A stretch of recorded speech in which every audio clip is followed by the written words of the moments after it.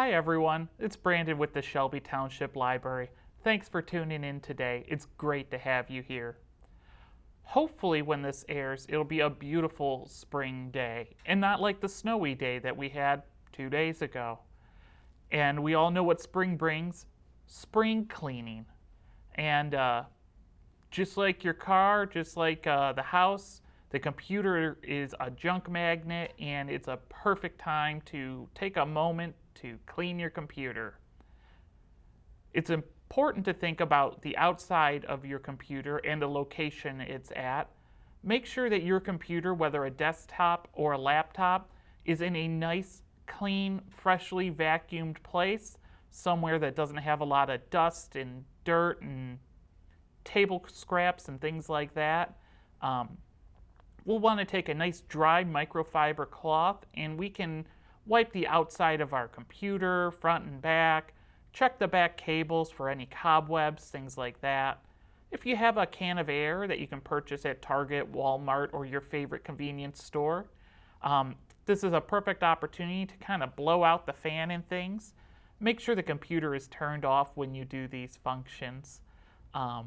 But a nice clean computer, it can help it run better, believe it or not. If you have a big pile of dust in that fan, it's not going to cool your computer appropriately. And sometimes when you turn on your computer, you hear that real strong whoosh noise. It's trying to get all that dust and heat out of that computer. If you were interested in cleaning your computer monitor, I recommend that you use a dry cloth that is lightly wet for the computer screen. Believe it or not, Windex is not what you want to use for a computer screen. These screens have been treated with some kind of anti-glare kind of residue on it that prevents glare and smudges and things like that. And if you use ammonia or one of those kind of fun scented Windexes, it may wipe that anti-glare coating right off of the screen. With that, let's take a look at our desktop here and see what kind of trouble we can get into today. Our desktops tend to be a big junk magnet too. We love to save things at this desktop, and one of our best things we can do is take the right click on our mouse, and we will bring up a menu here. Remember, the right click is our options button, the I want to do something else button. And in this case, we have brought up a couple different options. If you feel like your icons have been too small the past year, this is a great time to increase the size of them. We have a whole big screen here, and there's no reason that we need teeny tiny icons like this, unless you have a picture on the back or something that you really enjoy. So with a simple right click on your mouse, we can bring up View, and we can make these icons as large as we would like to. One more right click, and we can auto-arrange our icons and let Windows do the cleaning up for us, putting everybody right next to each other. Just these simple little things can alleviate so much stress if you have a very busy and cluttered desktop. We can even right-click again, select Sort By, and we can sort by name. So now we can see that we're following the alphabet here all the way to the end. And if you notice a couple little fun hiccups here, this is because these are programs. We have a folder. This is a shortcut. And then this is a actual .exe file to download programs. So if we decide maybe we didn't want something, we can always left click one time and press our delete button, and we can say goodbye to that file. One more time, left click on it, press the delete key on our keyboard, and that will remove it from the desktop. Now, it does not remove it from the computer. In order to remove a program from a computer, this is where we're going to start into some fun. For the duration of this program, we're going to be using this search bar down here by the Windows icon. Sometimes it can look like this little circle, and that's Cortana. That's Windows' version of Siri or Alexa. It's their automated assistant able to assist you with a bunch of different things on the computer. We can run through the Windows icon and get lost in the settings and all the options. I personally love to use this search bar, and it saves us a lot of time. If you don't feel very comfortable with the computer, it's going to help you find what you're looking for in a fast and accurate way. If, for reasons, you do not have the search bar on your computer, this is another opportunity to use our right click on our taskbar down here, and that will bring up our options, and we can go to search, and you may have the hidden option set, or possibly show search icon. Keep a watch in that bottom left hand corner, and you'll see everything shrunk down here. All of these show search icon and search box do the same thing. It is up to you which you would like to use, but if you have hidden selected, you can see how this would be much more challenging. So I recommend that we have show search box. Now, if you remember, we wanted to get rid of that pesky program permanently. Spring cleaning is a wonderful time to remove things from your computer that you have not been using. It's also great from a security standpoint. If you're not using the program anymore, it's a great time to get rid of it, as if it's not being updated, it could become a security liability for your device. So let's go down here to type here to search, and we're going to type add or remove. And you'll see add or remove programs pops right up here. We're going to left click on add or remove programs, and we'll see that Windows opens the setting menu directly to where we need to be. Again, we could navigate through all that other mess, or we could show up right where we want to be here in the add or remove programs section. In this section, we will see that we have 80 apps found. Apps is another word for software. Don't let it confuse you. If you have an app on your smartphone and you have Microsoft Office on your computer, apps is just the new way of saying software. Same difference. Whatever works best for you, we can interchange them. In this section, we can sort by name, size, or install date. If you're having a space issue with your computer, selecting size could be a great option to see who's really taking up the most space on your computer. And you can also sort by install date. With install date, we'll see who and how often maybe we have used this service. In this case, we have Adobe Acrobat up here. It's recently updated as of today. So there it is at 4/7/22. And we can scroll all the way down here, and we can see at the bottom is a lot of Microsoft operating stuff that we do not want to remove. We want to leave operating system things alone, because if we remove them, even though it's a little tiny file, it could mess up the way that the operating system works.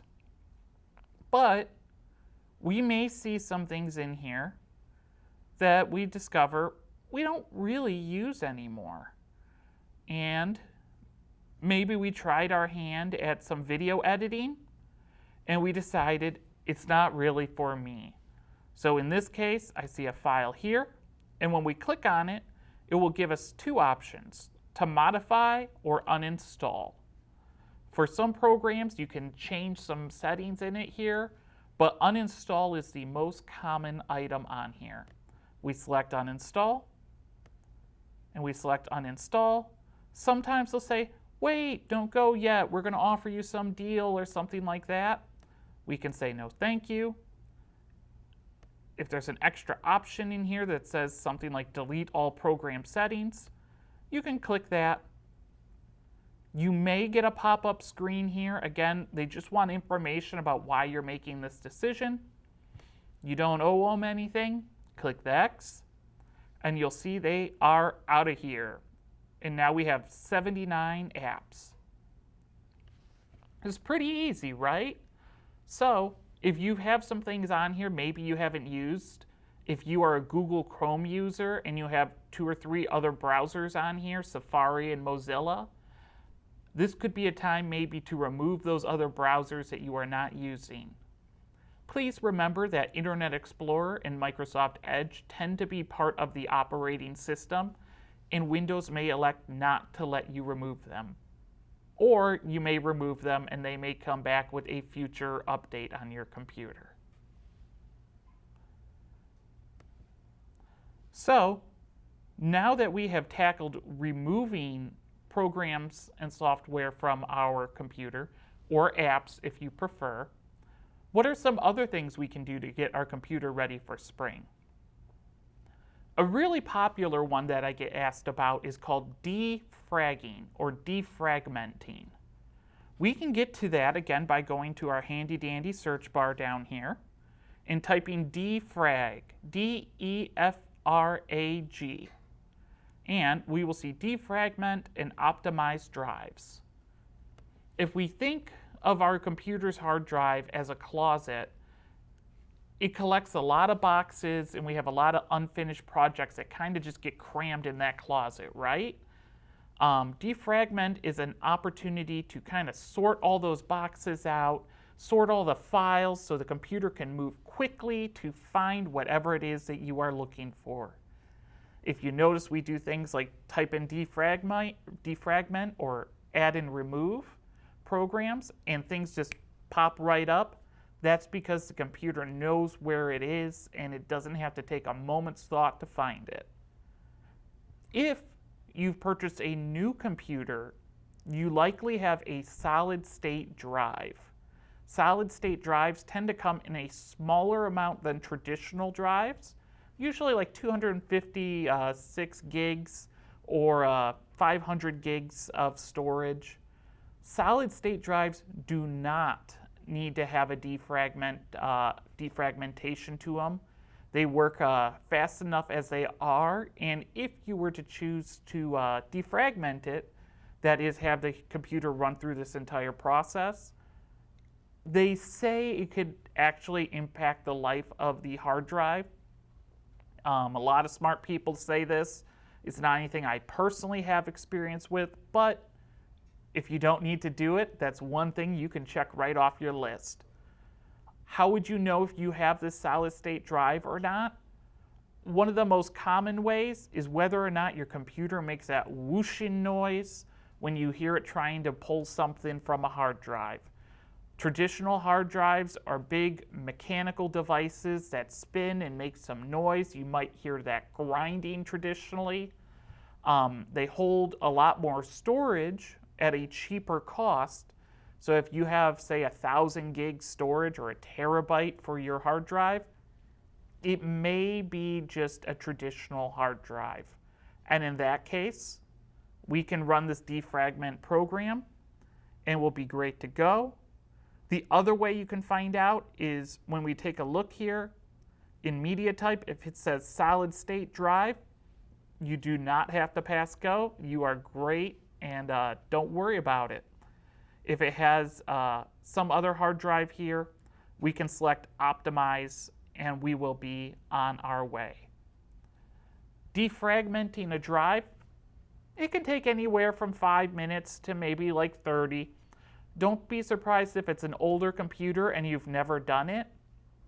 It could take a sizable amount of time. We're not saying the whole afternoon, but don't be surprised if it runs for an hour. It's not bizarre, your computer's okay. Another option that's great for spring cleaning is evaluating our storage choices. We chatted about hard drives and solid state drives, but is there another way to store things? And the answer is yes.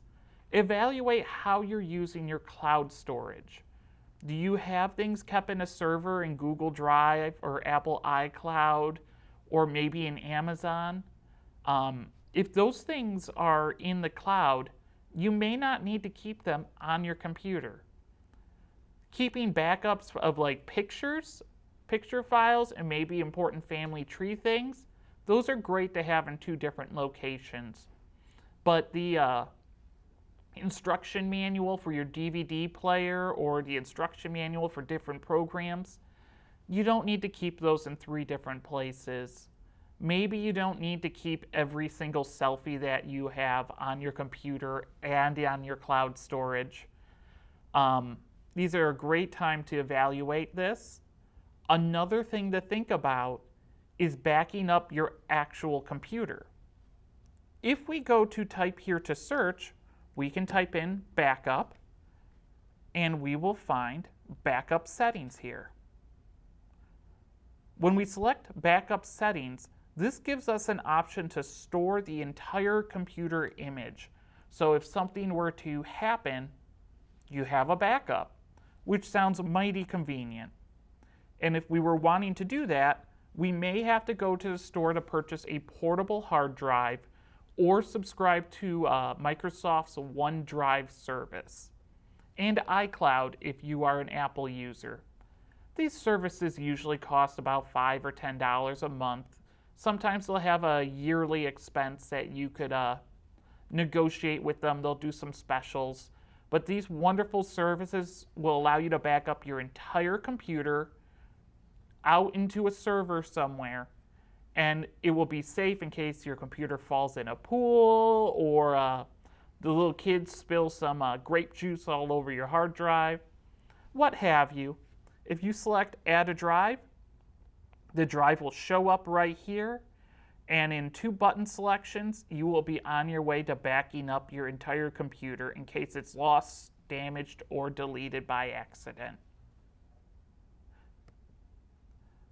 So you'll see other options in here. If you created a backup using an old piece of software that is Windows 7, which for reference we're on Windows 11 now, but there's also Windows 10 being the most popular one. You could back up and restore to those here if you had that hard drive with that information. This can also be important when we discuss the topics of ransomware. It's very popular right now for somebody to find a malicious way to get into your computer, and then they try and hold it hostage and say, you're going to have to give me $1,000 if you want to get in your device. Now, as we'll see, there is a lot of ways that Windows is out to protect you, but if you wanted that peace of mind, having a backed up drive, you can just say, wipe my computer. I have a backup. Every year I do spring cleaning and I back up my computer. So go ahead and do your worst. Of course, if you were to encounter a real ransomware person, that confidence is excellent, but also make sure that you contact the local authorities because they will want to know. There is a local cybercrimes unit, and these things are important for them to know about so they can go ahead and protect the communities. So be a hero. If these things happen, let them know. Another great thing to do is make sure that your computer is updating. Having the most updates on your computer and on your software is what keeps you safe. And that's what keeps things like those ransomware jerks away from your computer. To do that, we can go type here to search, type in update, and we will see a check for updates button right here. We will left click on it, and Windows has wonderful security features. A lot has changed from computers 20 years ago. If we select check for updates here, it will do its thing here for a little bit. We'll see the dots go, and in just a little bit here, it's going to let us know what updates are available. And it sure seems like there's always updates available. Again, a lot of that is to protect you, The other thing is that Windows has been very active in providing new features to users, nearly endless. So don't be surprised if there's something in here that it asks, do you want a new feature update, things like that. They can do all sorts of neat things. In this case, we're going to see we have security and intelligence. We have an update from Microsoft Defender. We have Dell, a firmware update. That's going to be an update for the actual physical chips on your computer. So we like firmware updates. It keeps your computer running nicer. And we'll see little percentages here about how long this is going to take us. You may find that there is an upgrade to Windows 11 here. It's ready and it's free. You do not have to take the Windows 11 update. You can. It is indeed free. They're not going to ask for a credit card here, but you can expect this to take some more time. For us here at the library, currently we are staying on Windows 10 just to make sure that all of our software works and we can better serve you. It's certainly frustrating for everybody if we find out that we can't check our library books out because our programs and software do not work with Windows 10. So we'll just say no thank you. And it's just going to continue on. So on the side here, we will see Windows Security on this left-hand side. Those updates will run in the background, and we can go ahead and select Windows Security. And we will see a number of different options in here. It's great to make sure everything is working well. So in this case, it says Virus and Threat Protection. We can click on that, and we can see that our threat service is stopped. That could be a concern. If you were running other threat services, that is like a Norton or a McAfee, something of that sort, that may be the reasons it's stopped.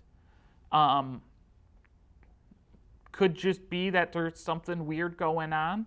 You'll see that Windows turns it back on when we go to the screen, and it advises there's no current threats, which is great. We've done our check on this, and we've done our due diligence. We can run a quick scan if we want to, and it'll let us know if there's anything concerning about our computer. Because we ran the updates first, there's a new log or list of all of the malicious programs and software and malware and all that other kind of stuff that we need to be concerned about. It has that updated list, and it knows what it's looking for, and it will take care of that for you. We can scroll down here and see if there's anything we need to do. And we can see we chatted about backing up our computer. This is the ransomware protection that we were chatting about. We can set up a OneDrive, that is a cloud server to store all of our information on another computer far, far away. And this will protect us in case somebody manages to get access to our computer and threatens to delete everything. So this is an excellent thing to check. So we'll say that everything came back positive and we are great to go. If something does come back negative, Windows is wonderful at holding our hand through the whole process.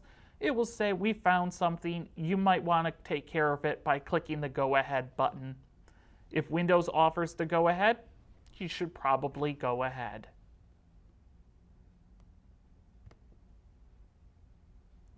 You may see that something's going on with your firewall. Generally, we like happy green check marks with our firewall. A firewall is what keeps outside people on the outside of our computer, especially on the main things. With more smart home hubs and things coming out, there may be changes to this firewall setting.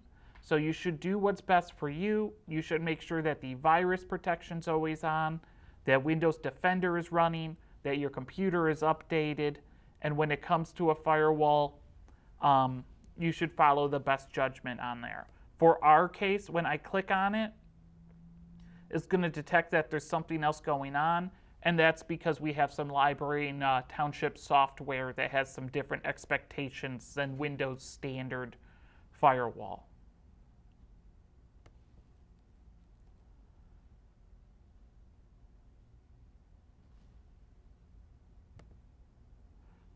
Another thing that you can do is clean up your disk, which can be a little different than a defragment. Let's go back down here to type here to search, and we will type disk cleanup.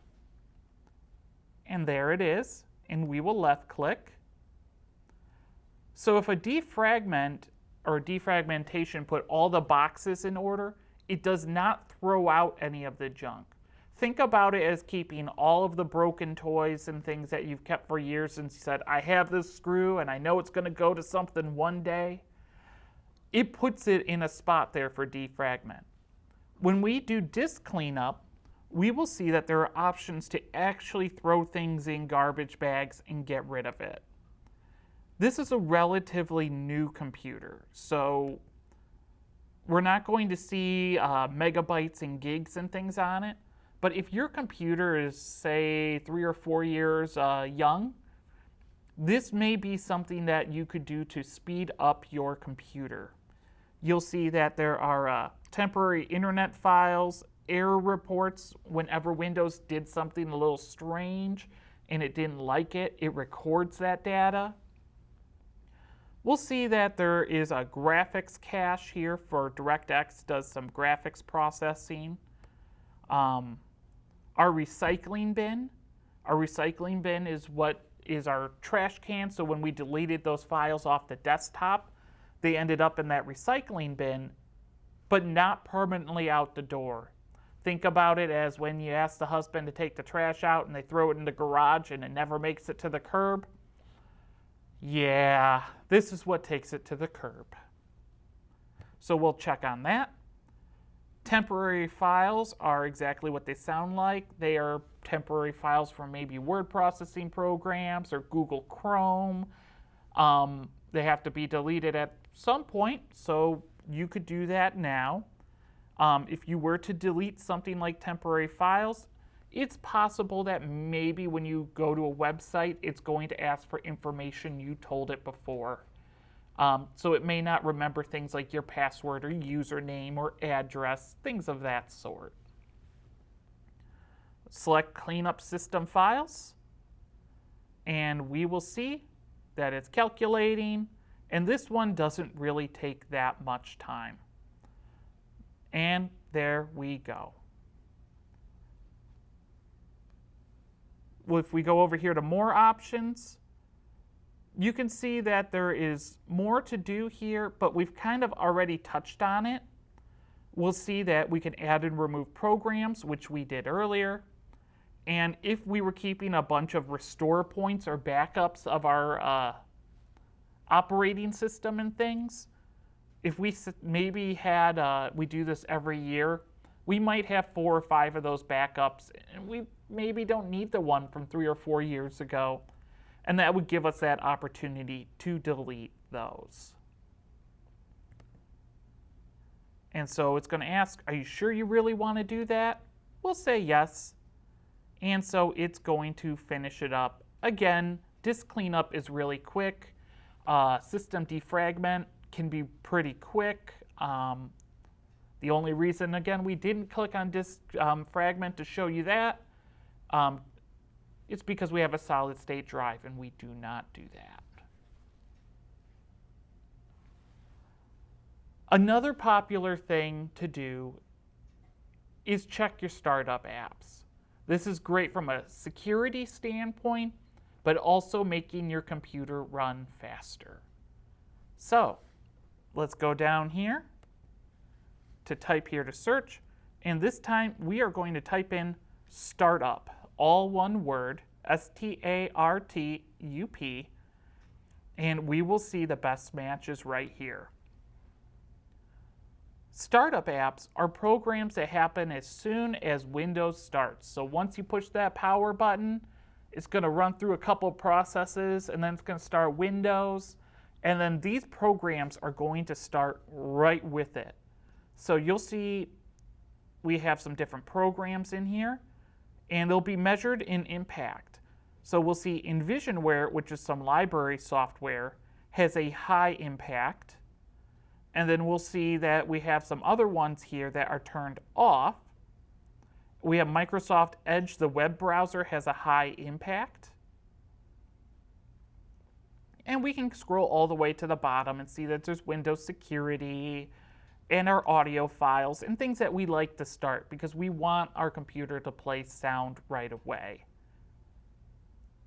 Let's say we wanted to turn something off. Let's move our mouse over the little toggle button here, left click, and when it's not blue, that means it is off. We'll see Cortana is off, but maybe we enjoy using Cortana. We can push to turn it back on. Earlier I said to evaluate whether or not you're using browsers anymore. If you're a Chrome user, which statistically it's likely you probably are, we can turn off Microsoft Edge, and we'll see that has a high impact. That means your computer will likely start a little bit faster. We're not talking lots of seconds, but maybe a few by turning that off. It's also a great time if we go to the left, we can check on default apps. These are the software programs or apps that are used for specific activities. So in this case, we can see we use Mail for mail, but if we maybe wanted to try something different, there's Mozilla or Thunderbird, lots of different mail software that we could put in there. If we have a preferred music player, we can put that in there, Spotify, things of that sort. And then down at the bottom tends to be a real popular one, your default web browser. So what this means is if you were to double click on something on your desktop that was a link to a website, is Google going to open it, Firefox, or Microsoft Edge? This will change sometimes because Microsoft really wants us to use Microsoft Edge. The world really likes Google Chrome. So we can click on Google Chrome. Microsoft will say, please don't, and we'll switch anyway because that is your popular browser. And if we messed around with things and we wanted to go back to normal, we can click reset and everything will go back to the Windows default with a little happy check mark right there. So, a popular conversation that we have at the library is about deleting cookies. What is a cookie, and how do I get them off my computer or even find them? Cookies are just a small text file with pieces of information about the computer. We like to say it's about us, and on some levels it is because we use the computer every day. So, let's say we don't want those cookies anymore. We would remove them by opening a browser. I would like to say, let's slow down a little bit here and ask, why do we really want to get rid of the cookies? There's a lot of scare tactics going on about cookies. We can delete them, but they do make our life easier. In some previous sessions, we've kind of chatted about, so I'm not going to dive in too deeply, but really what they do is they kind of keep the personality of the computer and communicate that to a website and say, this person's interested in cars, or this person is located in Detroit metro area. So if you're going to elect to show advertisements to them, please show advertisements in Metro Detroit, not in Sacramento, California. And it does make for a more positive user experience. That said, some people just don't want anyone knowing anything about them, let alone a big tech company. So I'm going to proceed as if we use Google Chrome all the time, because again, statistically it's likely we do, but the steps are just about the same for any browser. If we want to delete the cookies, let's double click on our web browser And let's hold down Control, Shift, and Delete. Again, that's Control and Shift. We'll find them on the bottom left-hand side of our keyboard. And Delete will be above Backspace, or around there depending on the keyboard. Traditionally, it's above it. So we're going to push and hold Control and Shift together, press Delete, and we will have this screen that will show up here.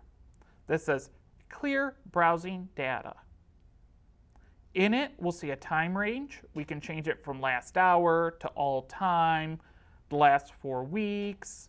Remember, this is going to delete passwords you've saved, usernames, things of that sort.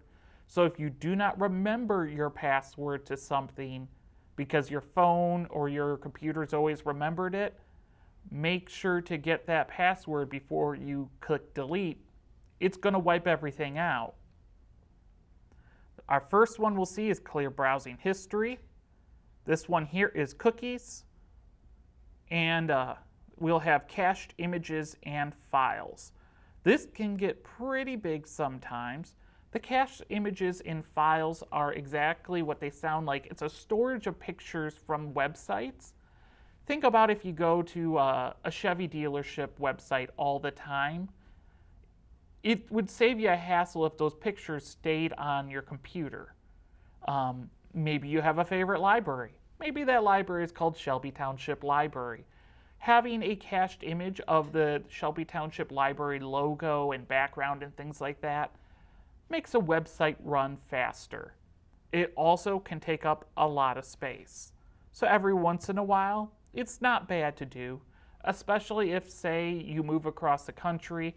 We'll miss you, but you don't need to keep our Shelby Township Library images on your computer anymore if you're moved to a new community and you have a new library. But we can also select Advanced, and we'll see we have some new options, passwords and other sign-in data. So this is to make sure everything's removed. Any kind of site settings, so information specific to a singular website, and any kind of web store data. So we change it to all time, we select Clear Data, and that's it. It's kind of unsatisfying. It's gone, and we just believe it's gone. And it really is gone. If we were to click on it, we'll see nobody's home. And that's that. That is how we delete our cookies. So let's say that we wanted to have more strict cookie options here because this year we want to try being real protective of our computer. So we can see right here in Google, we have cookies and other site data. And we'll have some options here. We can allow all cookies everywhere, all the time. It's just a Chips Ahoy party here. We can block third-party cookies in incognito mode. Third party would be if you visit, say, Amazon.com and you're doing some shopping. It will block cookies that are not Amazon related. They're not Amazon branded cookies. Third-party cookies can come into play popularly on like news websites. You could visit news.com, just a generic news one, and they may be using cookies from third-party marketing companies to better show advertisements and things of that sort to you.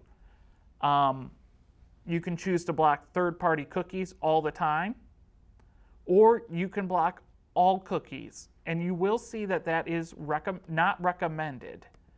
You can do it. I agree with Google. I don't necessarily recommend it. It is going to change your experience on the internet. You are going to find yourself answering questions again and again and again. Where are you located? Different kinds of things. But that is ultimately up to you. That's why we do spring cleaning. This new option here is you can send a do not track request with your browser traffic. This is a real popular one to do. That request will be included with your browsing traffic Any effects depend on whether a website responds to requests and how is it interpreted. For example, some websites may respond to this request by showing you ads that aren't based on websites you visited. Many websites will still collect your browsing data, for example, to improve security. So, it's a request. You can do it. Doesn't really hurt anything if you're an information-conscious individual. You can click to proceed with that. Preload pages for faster browsing and searching. Preload pages that Chrome thinks you might visit. To do this, Chrome uses cookies. If you allow cookies and encrypt and send pages through Google to hide your identity from sites. So this is an option to make things go faster. And when we chatted about those cached files, this is how some of that is used.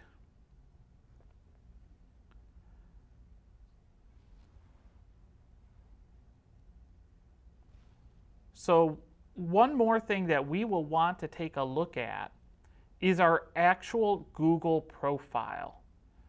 Assuming that you are using Google, you might want to take care of your history and things of that sort. So, if you use a Google profile, you know that they track you and that there's a history and things of that sort. Maybe you want to check in on this. So, let's go to manage your Google account. And we can go to security.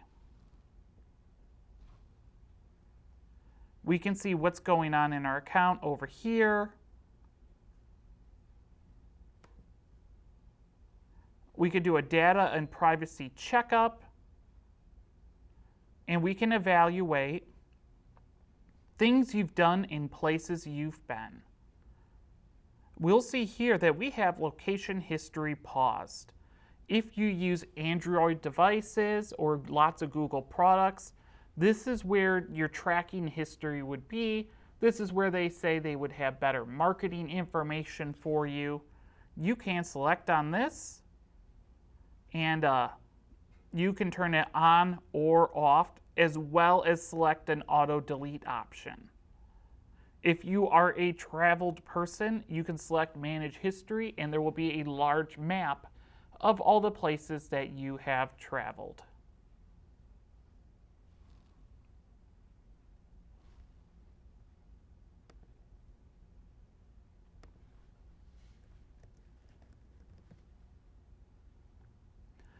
You can also use the search bar just like we did down below, but in Google, and we can type in Ad Services. Select Ad Services, and we can select whether or not ad personalization is on or off. Ad personalization off will prohibit things from being extra personalized to your age, gender, your work profession, things of that nature. So we'll see here we have it set to sleepy, and they're going to say turn on ad personalization to see what can be used to make ads more useful to you. With personalization on, you can also choose to turn off ads from specific advertisers. So maybe a year of generic ads is in your future, or if you've had this off, you could always turn it on and see what a year of personalized ads are like. Maybe you'll find your shopping experiences to be more rewarding and you're finding more savings on things you enjoy.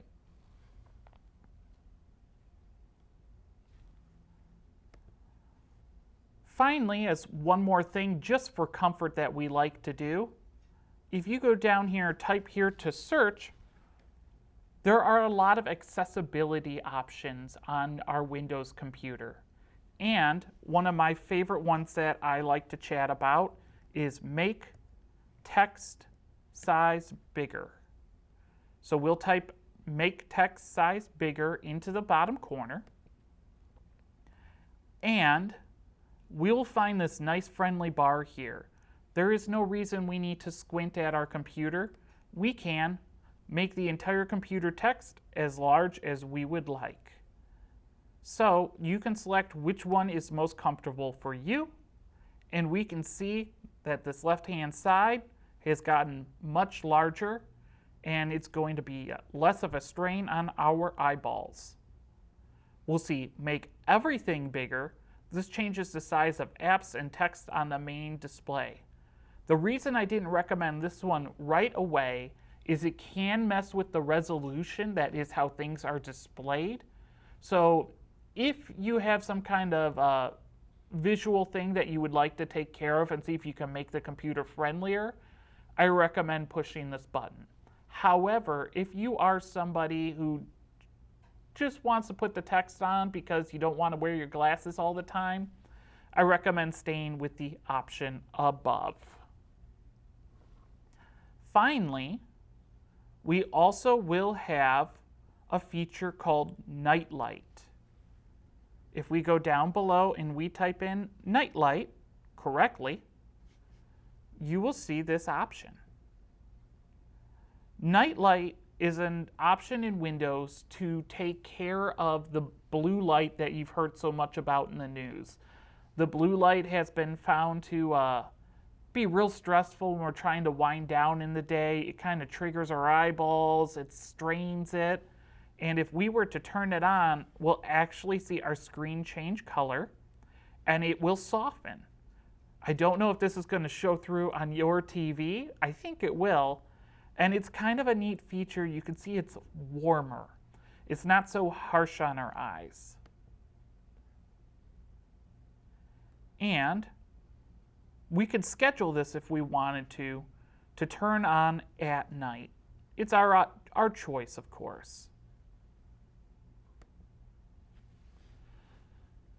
I appreciate everybody tuning in today. It was great to see you all. I hope you have a wonderful spring, and with all the holidays coming up, I hope you get to see your friends and family, and possibly the next time that you see us, the library may be moving.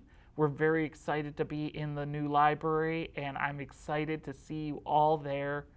If you have any questions, as always, feel free to contact me or the library, and we can set up an appointment to help you with your technology needs. Thank you, and have a wonderful day.